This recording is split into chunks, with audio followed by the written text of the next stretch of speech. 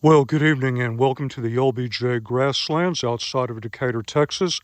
Tonight's exercise is part 2 of the ongoing field testing of the Fenix HP35R headlamp. Tonight, woods environment. I'm going to start out with some static beam shots, and then I'll go out along the road that you can see there and engage in some very rudimentary search exercises. While I still have some light out, let me give you a quick preview of where I'll be doing the static beam shots. So first, I'm going to post up right in here, looking out in that direction. We'll probably do low, medium, high spot, and then medium, high turbo flood. Then I'll move over here. If you spent any time on the channel, you may recognize this spot roughly in line with this tree. Looking out in that direction, we have a lot of growth. I normally film beam shots out here during the winter, but still have a good maybe 115 or so yards line of sight. Then move out along the road. Like I said, I'll engage in some very simple search sections. We'll find out how this headlamp performs in a woods environment. So it's time for me to get kitted out, and then we'll get right to it.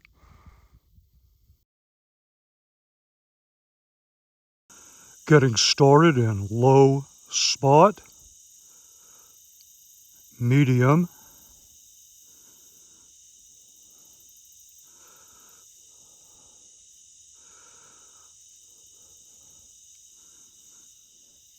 and then high.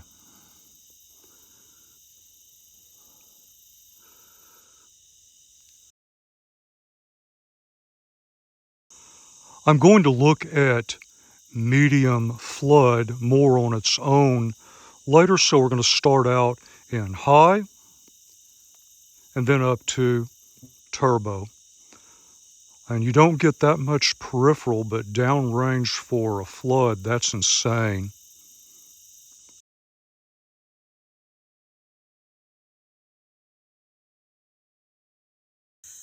Here is high spot. Lots of particulates in the air tonight from vehicle traffic and just the higher winds we had earlier today. And of course, the bugs absolutely love this headlamp. And there's everybody's favorite, turbo.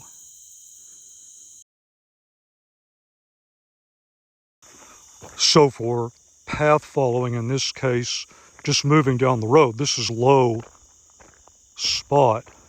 I mean, for something that's this low lumen, that's pretty impressive.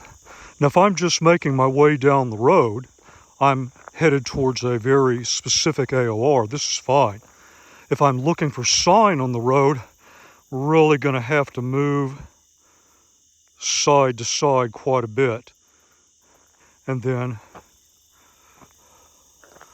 I can look out to nearby trees and get a bit of visibility. Right in here, it really starts to break down, so that's where I would go up into medium. So if I'm looking for sign in tree lines, 50, 75, maybe even out to 100 plus yards, like right in here, yeah, medium is totally killing it. But for just very basic path following, you can get away with low.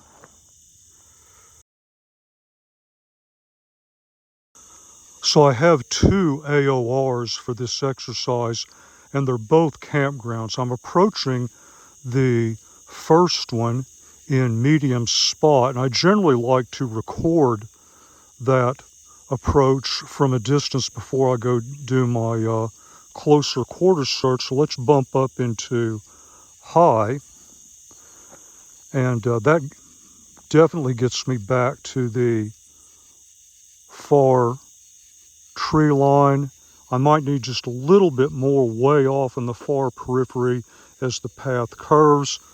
So turbo totally blows that away, even with the particulates in the air. I mean, I can even see way back inside that far tree line. All right, let's go kick it close quarters.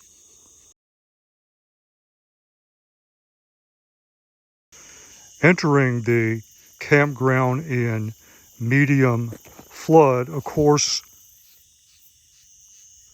substantial dark area all around me. So what I would likely do if I was doing a very close quarter search, I would employ a secondary light. What I want to do here is take advantage of this incredible downrange of the flood, get it up into high, and then I did a long range sweep in spot. Now what I'm going to do is just a quick intermediate sweep, moving a little bit faster than I would otherwise, but we're going to do this in flood. So take advantage of the headlamp's strengths. And then I know I've got a area back between that trees that extends out quite a way. So let's bump this up into turbo. Just look back and forth in here. Then if I just wanted to see back in that dark area real quick, I could go to combined and then bump that up. So on the one hand, at the very high level, combined may cause some interference between the flood and spot. At the lower levels of illumination, it can in fact be quite valuable. So I'm at the second campground. Well, that's not entirely accurate. I moved about 25, 30 yards off the beaten path. I'm here by a little pond. Thought I heard something over here, medium spot. Let you see what that looks like, but this is the type of area I'd probably have to search. Snakes galore, feral hogs, all the usual suspects. So let's bump up into turbo flood. And I can see all the way across this pond in flood. So I just wanted to show you a number of different scenarios where the downrange punch from the flood may outweigh the lack of side to side. This is just going to be your specific use cases, and I'll just show you looking around.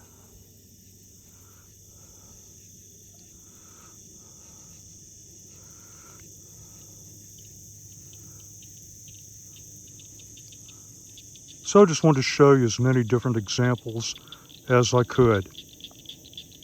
All right, well, let's head back to where we started and wrap this thing up.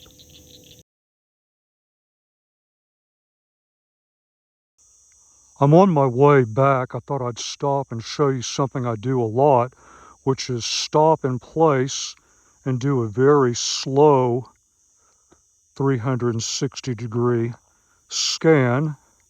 Just for purposes of filming, I'm going to do this faster than I normally would. Now, this is medium spot at a variety of distances.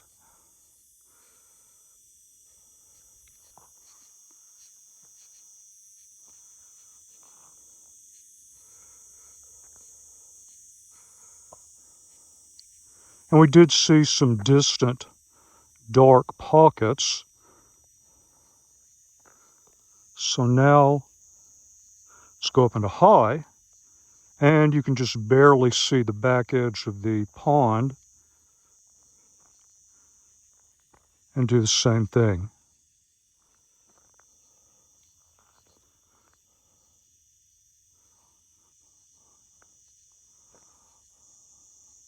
High is pretty incredible in and of itself, unless I had some really, really wide open territory to look at. I mean, I could live all night on low, medium, high and never use turbo, or just use turbo for the very briefest of intervals.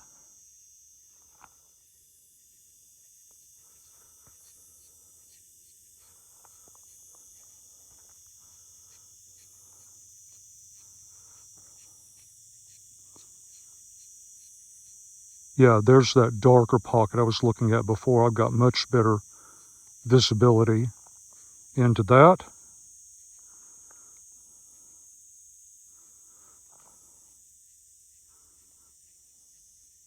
Yeah, so welcome to what I do all night out here. Not very interesting, is it?